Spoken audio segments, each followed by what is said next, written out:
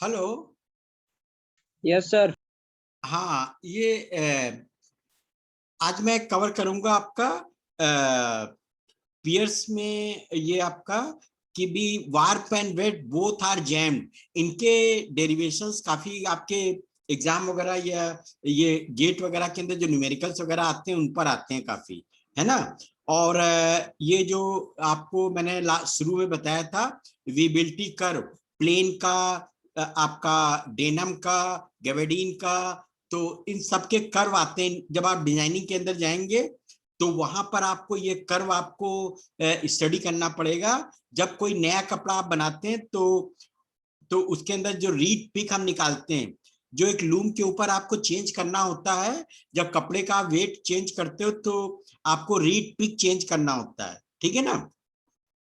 और आजकल ये जो आपके पिक व्हील वगैरह है, पीपीआई आप पिक व्हील से चेंज करते हो, और आपका ईपीआई आप रीड से चेंज करते हो लूम के ऊपर, है ना। तो अभी क्या हो गया है कि जो नए लूम्स आपके आ रहे हैं, ये शटरलेस लूम्स वगैरह, इनके अंदर आपका ये पिक व्हील वगैरह नहीं लगे होते हैं। डायरेक्ट आपके माइक्रोप्रोसेसर बेस्ड होते हैं और पिक वगैरह को आप चेंज कर सकते हो, ठीक है ना। तो उसके लिए मैं आपको आज वो कर्व के बारे में भी आपको बताऊंगा, ठीक है। और ये आपकी दूसरा और भी था कि आपका 17 से फर्स्ट मिड टर्म टेस्ट आपके शुरू हो रहे हैं, ठीक है ना, 17 से, ठीक है। और ये 24 तक चलेंगे आपके फर्स्ट मिड टर्म टेस्ट, ठीक है। समझ में आया आकाश? हेलो। Yes sir. हाँ हाँ। तो दिव्या, तो आपके अभी वो आपका टाइम टेबल, आपका जो स्कीम है वो डाल दी जाएगी मिड टर्म टेस्ट की, है ना। वो 17 मई से लेकर के 24 मई तक आपके फर्स्ट मिड टर्म टेस्ट हैं। ऑनलाइन टेस्ट होंगे आपके, ठीक है ना। तो अब आप तैयारी आप शुरू कर दीजिए अपने, ठीक है। और जो कोर्स मैंने आपको कराया हुआ है इसी में से क्वेश्चंस आपके आएंगे, ठीक है। तो आज मैं आपको बता रहा था कि ये जो आपका कौर ये warp and weft both are jammed, ठीक है। तो इसके लिए आप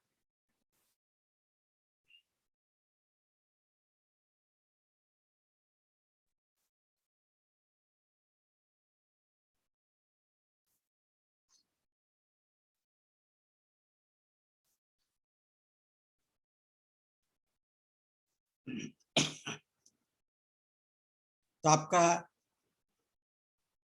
वार्प, ये लास्ट टाइम भी मैंने आपको बताया था, warp and weft both are jammed, ठीक है ना। Good morning sir. Good morning, good morning. तो warp and weft both are jammed, ठीक है ना। तो इसका फिर मैंने आपको बताया था जैम्ड के अंदर जो आपके विंटर के अंदर आपका विंड शीटर्स वगैरह होते हैं, टेंट वगैरह होते हैं, ये सब आपके जैम्ड स्ट्रक्चर से बनते हैं। इनके अंदर आपकी जो एयर है वो आपका एयर परमिबिलिटी लगभग 0 के बराबर हो जाती है, और बॉडी की हीट आपकी बाहर ट्रांसफर नहीं होती है, इसीलिए आपको गर्मी लगती है ना। और तो ये कंडीशन हम यूज करेंगे। तो इसके अंदर मैंने आपको बताया था कि जो स्टेट पोर्शन है आपका,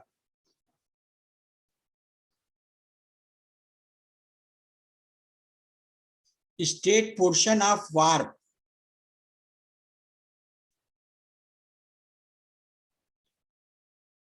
स्टेट पोर्शन ऑफ वार्प जो है ये आपका 0 के बराबर होता है, दिस बिकम्स टू 0। और इसको मैंने आपको दिखाया भी था फिगर के अंदर। स्टेट पोर्शन क्या होता है आपका कि ये आपका L1 माइनस d θ1 बराबर हो जाएगा आपका 0। और आपका वेफ्ट भी स्टेट है ना।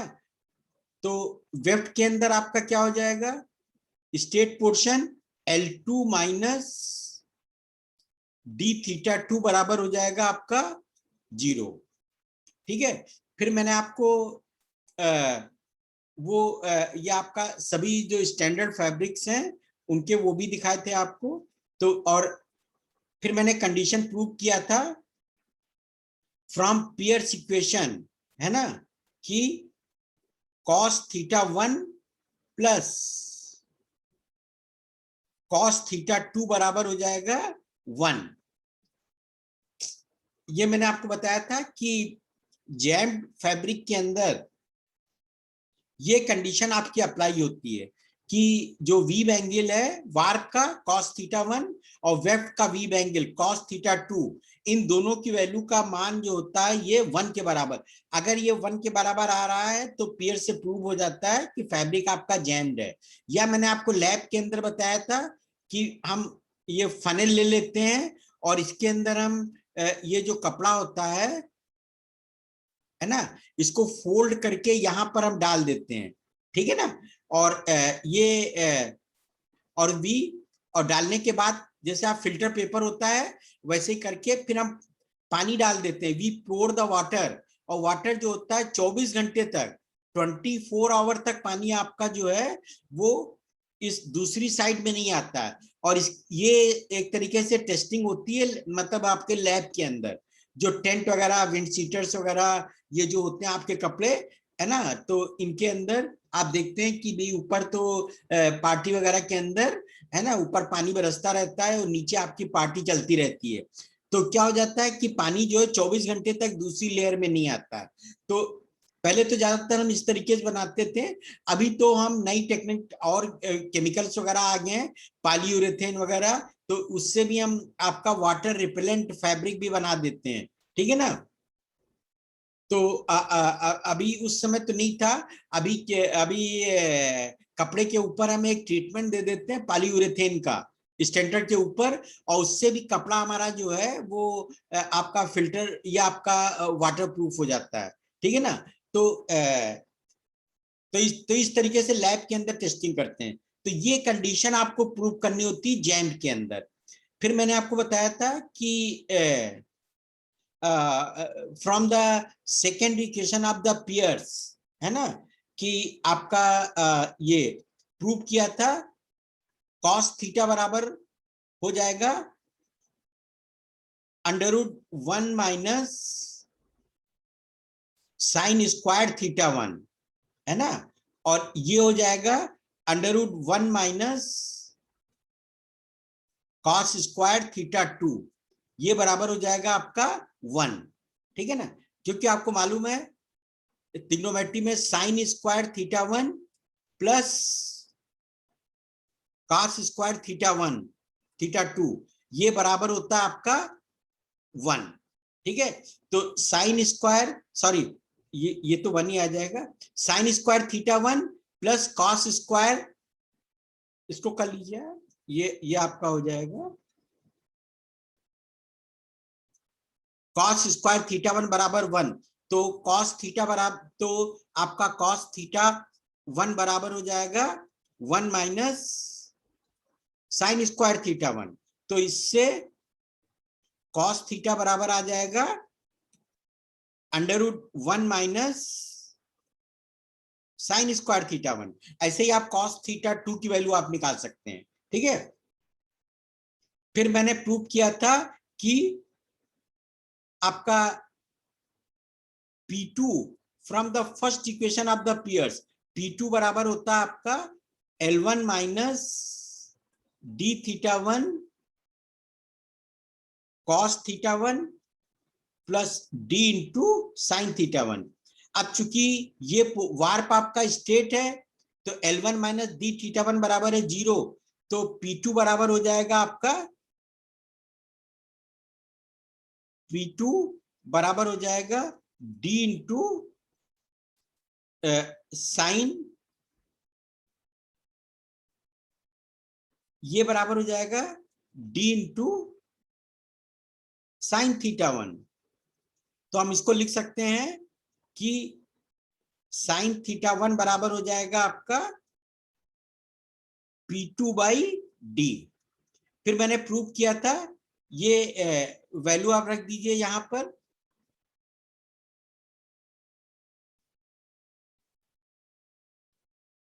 साइन थीटा की वैल्यू यहां रख दीजिए, तो ये आ जाएगा 1 माइनस P2 बाई डी का whole square plus under root 1 minus P1 by D का होल स्क्वायर बराबर हो जाएगा 1। ठीक है ना। तो कहने का मतलब है, ये इक्वेशन भी आपकी पूछी जाती है, drive in jammed structures 1 minus P2 by D का whole square plus 1 minus P1 by D का होल स्क्वायर। ठीक है ना। इनके डेरिवेशंस वगैरह आपके पूछे जाते हैं और इन पर न्यूमेरिकल्स भी आते हैं आपके, है ना। गेट वगैरह के अंदर जैसे आपका P1 की वैल्यू दे दी गई और काउंट आपका दे दिया गया, तो कैपिटल डी निकल आएगा, तो P2 की वैल्यू आप निकाल लेते हैं। P2 आपको अगर मालूम है, डी मालूम है, तो आप P1 को निकाल सकते हैं। तो इस इक्वेशन का यूज किया जाता है। और अब हम आपको बताने, कल मैंने आपको बताया था यान बैलेंस फैक्टर बीटा। ठीक है ना। तो यान बैलेंस फैक्टर बीटा की वैल्यू मैंने आपको बताई थी,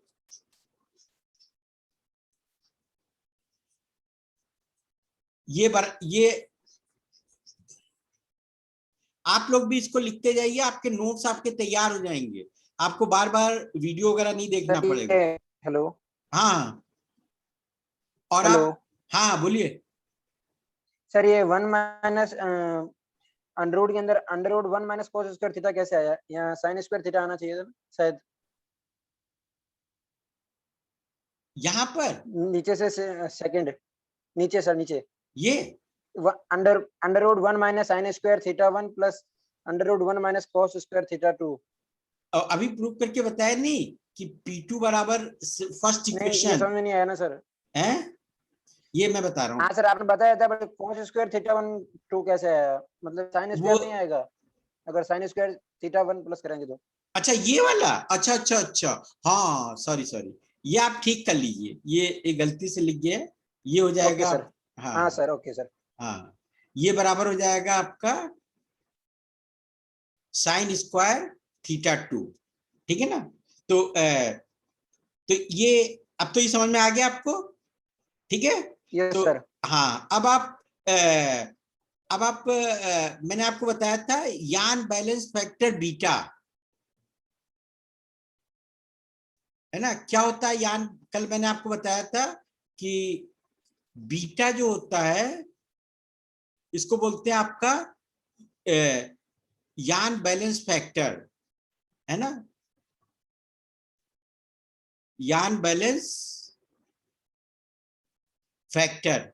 ठीक है। और इसकी जो वैल्यू होती है diameter of the weft upon diameter of the war के बराबर। ठीक है। और मैंने आपको 5 best mill of the world के आपको स्टैंडर्ड दिखाए थे कि हर एक क्लास ऑफ द फैब्रिक, ये बीटा की वैल्यू आपकी फिक्स होती है, चाहे आप शूटिंग बनाए, चाहे शर्टिंग बनाए, चाहे आप गेबेडीन बनाए, डेनम बनाए, लॉन्ग क्लॉथ बनाए, आपका बेड कवर्स बनाए, जैसे आपके ये फैब्रिक जो इंडस्ट्रीज में बनते हैं, तो इन सब की वैल्यू आपकी जो होती है वो फिक्स होती है।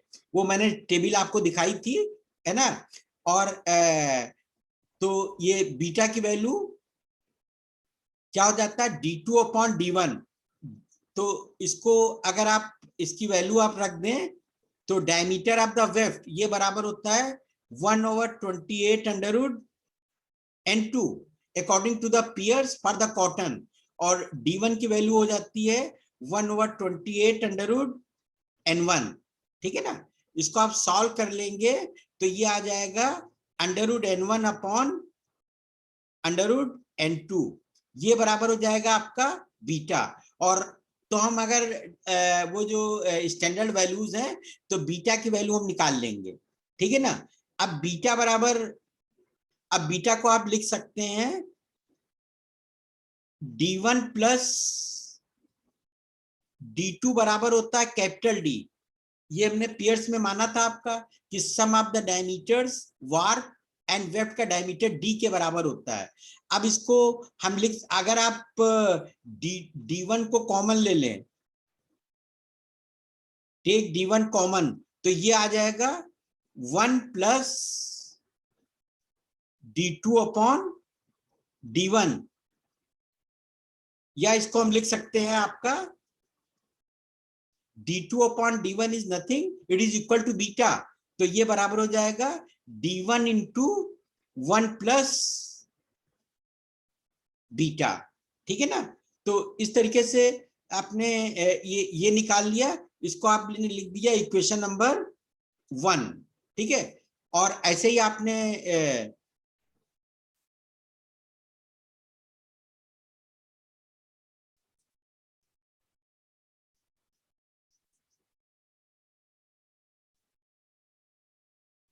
ऐसे आपने दोबारा लिखा, आपने D1 प्लस D2 बराबर होता है आपका कैपिटल डी। अब आप D2 को कॉमन ले लीजिए, तो D2 आपका कॉमन हो जाएगा, तो ये आ जाएगा D1 अपॉन D2 प्लस 1, और इसको हम लिख सकते हैं कि D2 बराबर हो जाएगा, ये हो जाएगा 1 बाई बीटा प्लस 1, तो ये बराबर हो जाएगा D2 into 1 plus beta upon beta. ठीक है, अब ये दो इक्वेशन आपकी निकल आई। ठीक है ना। अब इनको हम, ये जो इक्वेशन नंबर आप मान लीजिए थर्ड है, अब थर्ड के अंदर हम पुट कर देंगे डी की वैल्यू, है ना। ये बराबर है आपका कैपिटल डी के बराबर है। ठीक है, और ये भी बराबर है कैपिटल डी के। तो यहां पर हम लिख देंगे आपका √1 माइनस P2 बाई, ये आपका आ जाएगा, ये इक्वेशन नंबर 2 से वैल्यू रख देंगे, तो ये आ जाएगा आपका D2 into 1 plus beta into beta whole square plus √1 minus, अब फिर आप D2 की वैल्यू इक्वेशन नंबर 1 से रख देंगे, तो ये बराबर हो जाएगा P1 upon D1 into 1 plus beta बराबर हो जाएगा 1। ठीक है, अब आपने देखा कि भी आपको मैंने बताया अभी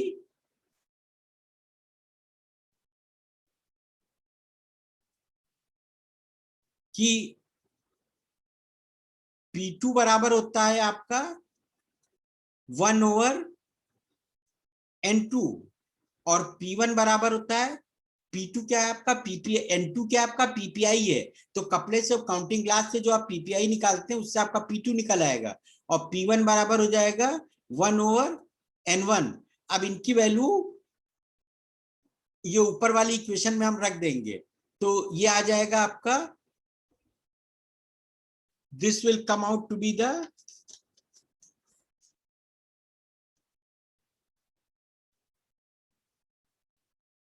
ये बराबर हो जाएगा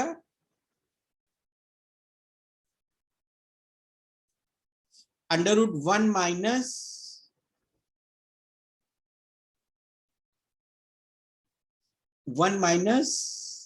beta upon N2 D2 into 1 plus beta whole square plus √ हमने आपका P1 और P2 की वैल्यू रख दी है ना, तो ये हो जाएगा 1 minus 1 upon N1 D1 1 plus beta whole square बराबर हो जाएगा 1। ठीक है। अब आप देखें कि आपको मैंने बताया था कि जो कवर फैक्टर होता है कपड़े का, ठीक है ना, आपको शुरू में बताया था, तो ये आपका फ्रैक्शनल कवर K2 बराबर होता है आपका N2 D2 और K1 fractional cover of the warp ये बराबर होता है आपका N1 इंटू D1। तो इस इक्वेशन को हम लिख सकते हैं आपका √1 minus beta upon K1 into 1 plus beta whole square plus √1 minus 1 by ये तो हो जाएगा K2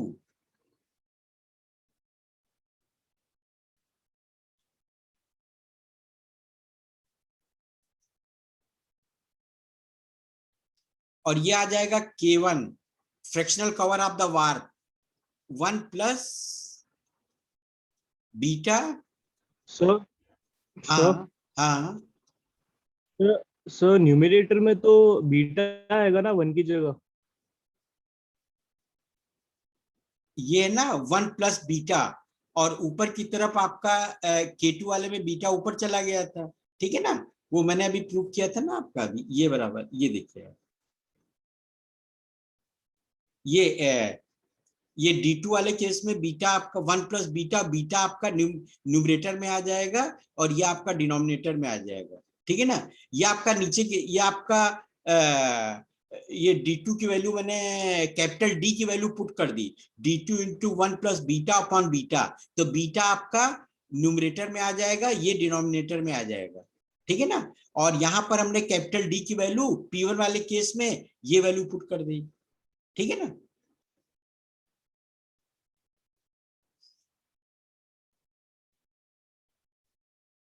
तो ये आपका आ गया फ्रैक्शनल कवर। अब मैंने आपको बताया था कि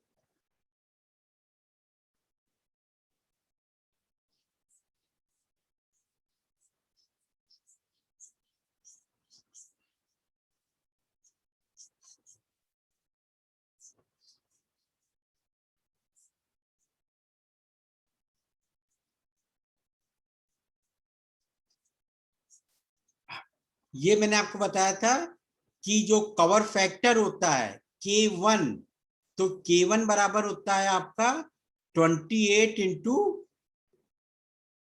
फ्रैक्शनल कवर और K2 बराबर होता है वेब कवर फैक्टर, ये बराबर होता है 28 इंटू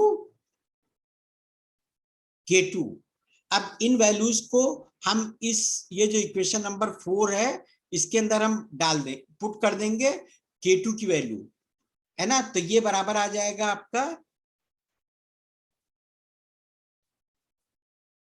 √1 माइनस इसको 28 से गुणा कर देंगे तो ये हो जाएगा आपका 28 into beta upon K2। 28 into K2 बराबर हो जाएगा कैपिटल K2 के बराबर, ठीक है ना, और ये हो जाएगा आपका 1 plus beta whole square plus यहां पर आप न्यूमरेटर डिनोमिनेटर दोनों को 28 से गुणा कर दें तो ये बराबर आ जाएगा 1 minus 28 upon K1 1 plus beta whole square बराबर हो जाएगा 1, ठीक है ना। तो ये जो इक्वेशन आपकी आ रही है ये स्टैंडर्ड इक्वेशन है आपकी। और आप ये देखें जो वीविंग डिजाइनिंग के अंदर जो आपके विजिबिलिटी कर्व होते हैं, है ना, ये आपका प्लेन वीव का कर्व है। ऐसे डेनम का कर्व आपका ऐसे ही प्लॉट होगा, आपका 6 हील का अलग से प्लॉट होगा, 8 हील का अलग से प्लॉट होगा। इनके जो कर्व हैं वो आपका मैनचेस्टर इंग्लैंड से आपके ये डिजाइनिंग सेक्शन या वीविंग डिपार्टमेंट के अंदर परचेज किए जाते हैं। मतलब you have to pay some dollar some pounds to UK and you will find the curves. वो कर्व मैं आपको दिखा रहा हूं, है ना। और आप इस टाइप के कर्व आप खुद भी बना सकते हैं। डिफरेंट वैल्यू ऑफ बीटा, है ना, के ऊपर आप इनको मैप, तो यही इक्वेशन आपकी यूज होती है ये कर्व प्लॉट करने के अंदर। हम क्या करते हैं कि ये जो इक्वेशन है आपकी, अभी मैं आपको दिखाऊंगा। ये जो इक्वेशन आपकी लिखी गई है जैम फैब्रिक, भाई इससे ज्यादा तो आप इन पिक को आप इंसर्ट नहीं कर सकते हो कपड़े के अंदर। तो क्या करते हैं हम, K2, ये आपका K2 होता है, ये आपका K1 होता है। दिस इज योर K2 और दिस इज योर K1। और हम अगर बीटा बराबर हम 1 ले लेते हैं, मतलब दोनों का काउंट आपका बराबर है, वार्प का काउंट आपका वेफ्ट के काउंट के बराबर है। जैसे आपने 232 ले लिया एनी, है ना, तो बीटा बराबर क्या हो जाएगा आपका 1 के बराबर।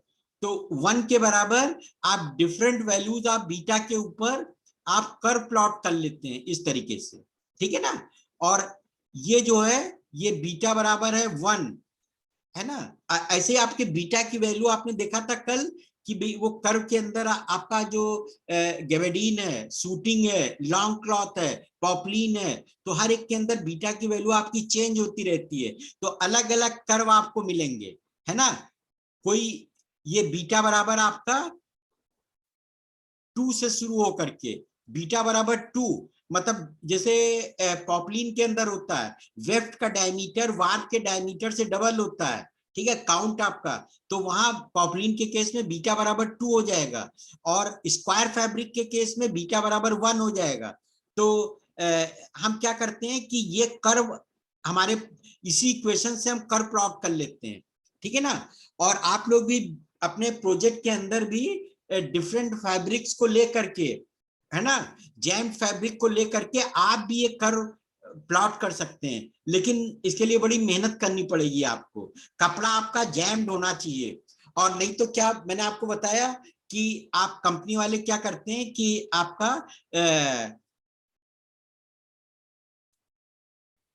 ये लोग क्या करते हैं कि वो आपका पाउंड आपका, ये आपका यूके के अंदर वो ये आपका मैनचेस्टर और उसके अंदर जहां से आपका जनरल्स आते हैं तो उनको पेमेंट करना पड़ता है, उससे आपको मिल जाएगा। मैं अभी आपको दिखाने जा रहा हूं।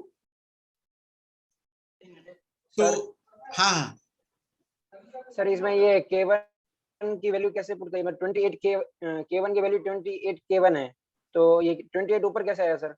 कहाँ पर ये समझ नहीं आया। ये जो हाँ सर लास्ट वाली इक्वेशन। ये K1 सर हाँ K1 की वैल्यू 28 K1 है, 28 तो इंटू 28 K1 ये हाँ इस 28 K1 आना चाहिए ना। 28 नहीं, तो हमने क्या किया ना भाई, न्यूमरेटर डिनोमिनेटर दोनों को 28 से गुणा कर दिया। तो जो 28 इंटू था उसकी जगह तो ये लिख दिया हमने K1 और ऊपर की जगह 28 आ जाएगा। भाई बराबर भी तो करना है ना इक्वेशन को, खाली हम 28 से गुणा थोड़ी कर देंगे, ठीक है ना। जैसे आप हाँ या ओके सर। हाँ, तो हम क्या करते हैं कि जैसे आप निकालते हैं कि मैक्सिमम कॉर फैक्टर कितना हो सकता है, K1 बराबर 28, है ना। और फ्रैक्शनल कवर K1 बराबर कैसे निकालते हैं आप कि K1 बाई 28 से डिवाइड कर देंगे, तो ये बराबर आ जाएगा यस सर। है ना 28 बाई 28, तो इससे हमारा निकल के आ जाएगा 1 के बराबर, है ना। तो okay numerator okay sir. Denominator दोनों को गुणा करते हैं, ठीक है ना। ठीक ठीक ठीक। Okay sir. तो अब आपने देखा, तो अब अगर आप अपने बीटेक वगैरह के अंदर आप इस टाइप के डिफरेंट ब्लेंड वगैरह के ऊपर, है ना, आप ये कर्व आप प्लॉट कर सकते हैं, ठीक है ना। और ये कर्व आपके इंडस्ट्रीज के लिए बड़े यूजफुल रहेंगे जब आप इवन आप पीवी के ऊपर पीडब्ल्यू के ऊपर, है ना, पीवीसी के पॉलिस्टर, वूल, फैब और आपका विस्कोस, इन सब यान के ऊपर लेकर के आप फैब्रिक बना करके और उनके कर्व आप खुद आप प्लॉट कर सकते हैं, समझे कि नहीं। और लेकिन इसके अंदर क्या है कि भाई जैम्ड कंडीशन आपकी होनी चाहिए, ठीक है ना। तो इसके लिए क्या किया गया, आप अगर बीएसएल में जाएं, रेमंड्स में जाएं, आप वर्धमान में जाएं, तो इनके जो डिजाइनिंग सेक्शंस होते हैं, आप अरविंद में जाएं तो इनके 3-3 स्टोरी के डिजाइनिंग सेक्शंस बने हुए हैं, वहां पर ये सब चीजें आपको, ये कर्व आपको मिलेंगे, ठीक है ना। और इनके ऊपर न्यूमेरिकल्स भी आते हैं, है ना, तो वो मैं कर्व आपको दिखाने जा रहा हूँ, ठीक है ना। और इन कर्व को आप प्लॉट भी कर सकते हैं अपने आप, ठीक है। और चीज मैं बता दूं आपको, जैसे आप ये ले लेते हैं, ये कर्व को आप देख रहे हैं, है ना, बीटा बराबर 1 ले लिया आपने, मतलब आपका वार्प का काउंट और वेव का काउंट आपका बराबर है, तो डी बराबर बीटा बराबर क्या आ जाएगा, डी, ये आपका ये D2/D1 है ना, तो ये कितना दो बराबर 1 आ जाएगा। तो अगर इसका आप कर्व प्लॉट, ये कर्व प्लॉट करेंगे तो वो इस तरीके से कर्व आपका आएगा, ये बीटा बराबर है आपका 1, ठीक है। लेकिन हम जो वैल्यूज हमारी कपड़े की इस साइड में आती हैं, अगर हमारी K1 और K2 की वैल्यू इधर आ रही है, K1 और K2 की वैल्यू कपड़े की, तो हम कपड़े को बना सकते हैं लूम के ऊपर। अगर इस एरिया के अंदर आपका K1 और K2 की वैल्यू आ रही है ना, तो हम कपड़े को बना ही नहीं सकते हैं। तो इन कर्व का यूज किया जाता है कि कपड़ा आप लूम पर बना पाओगे या नहीं बना पाओगे। अगर आप के पास 300 ग्राम की क्वालिटी, आप 232 के ऊपर आप बना रहे हो, है ना, और अगर आप चाहते हो कि हम 500 ग्राम की क्वालिटी हम बना दें इसके ऊपर, लूम के ऊपर, तो वो संभव नहीं हो पाएगा, क्योंकि उस केस में K1 और K2 की वैल्यू, अभी मैं एग्जांपल लेके बताऊंगा, K1 K2 की वैल्यू आपकी बढ़ जाएगी, तो you can not make the fabric, ठीक है ना। अब मैं आपको दिखा रहा हूं ये इनके जो स्टैंडर्ड कर्व्स हैं, ये आपको दिख रहा है स्क्रीन पर, हेलो, यस सर।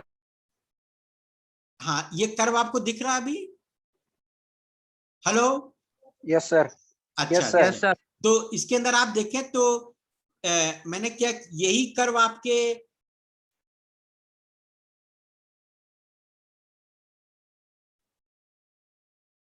ये मैंने आपको बताया कि ये जो वैल्यू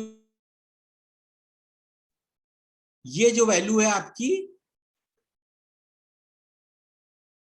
ये इक्वेशन मैंने ड्राइव की थी अभी, 1 minus 28 1 plus beta upon K1 का whole square plus 1 minus this, ये इक्वेशन है आपकी प्लेन वीव के लिए, 2 हील शाफ्ट के लिए, है ना, और ये इसका कर्व है आपका।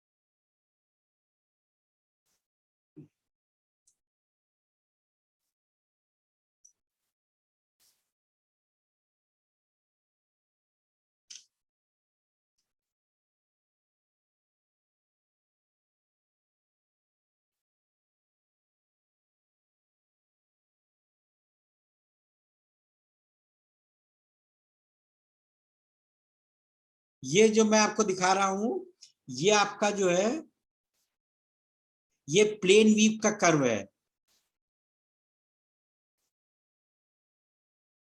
तो इसके अंदर क्या किया गया है आपका कि ये K2 है आपका, ये आपका K1 है, ठीक है ना।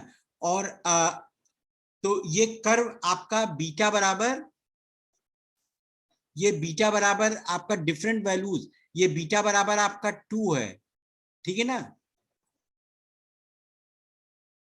ये बीटा बराबर है आपका 2, ये बीटा बराबर है आपका 1, ये बीटा बराबर है आपका उससे कम। तो अलग अलग फैब्रिक के लिए अलग अलग कर्व आपको मिल जाएंगे। और अगर आपको K1 की वैल्यू मालूम है तो आप K2 की वैल्यू आप निकाल सकते हैं। इसको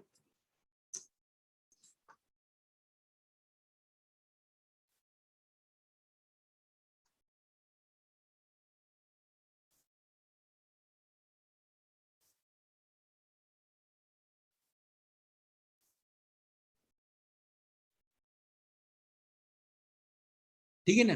तो इसमें आप देखें कि ये बीटा बराबर 2 है, ये बीटा बराबर 1 है, ये बीटा बराबर 0.5 है। तो आप अगर आपको K1 की वैल्यू मालूम है कपड़े के अंदर, तो डायरेक्ट आप K2 की वैल्यू इस कर्व से निकाल सकते हैं, है ना। अब आपको ज्यादा कैलकुलेशन नहीं करनी पड़ेगी। अगर आपको रीड पिक, अगर थोड़ा सा काउंट आपका मालूम है कपड़े के अंदर क्या यूज कर रहे हैं और क्या कवर फैक्टर आप K1 या K2 की वैल्यू मालूम है, तो आप K1 की वैल्यू निकाल सकते हैं। K1 की मालूम है तो K2 की वैल्यू। और अगर आपकी वैल्यू ये इस एरिया के अंदर आती है कर्व के, जैसे ये आपका कर्व है, तो आप कपड़े को आप बना नहीं सकते हैं, क्योंकि यहाँ पर कवर फैक्टर की वैल्यू जो है वो काफी ज्यादा है। जैसे मैं अभी बता रहा था कि आप नॉर्मल जो आपका विंड शीटर 300 350 ग्राम का आप बना रहे हैं, है ना, और अगर आपको 500 ग्राम का बनाना है तो वो संभव नहीं हो पाएगा, क्योंकि जो K1 K2 की वैल्यू है वो इस एरिया के अंदर आएगी। तो कर्व के अंदर आप K1 K2 की वैल्यू कपड़े की रख करके ये पता कर सकते हैं कपड़ा लूम पर बनेगा कि नहीं बनेगा। अगर आप ये कंडीशन ले लेते हैं तो लूम पर कपड़ा आपका बनेगा ही नहीं, K2 की वैल्यू आप ले लेते हैं। और अगर आप इसकी वैल्यू इस एरिया के अंदर आती तब आपका कपड़ा बन जाएगा। तो मैं आपको दूसरा कर्व अभी आपको दिखा रहा हूं।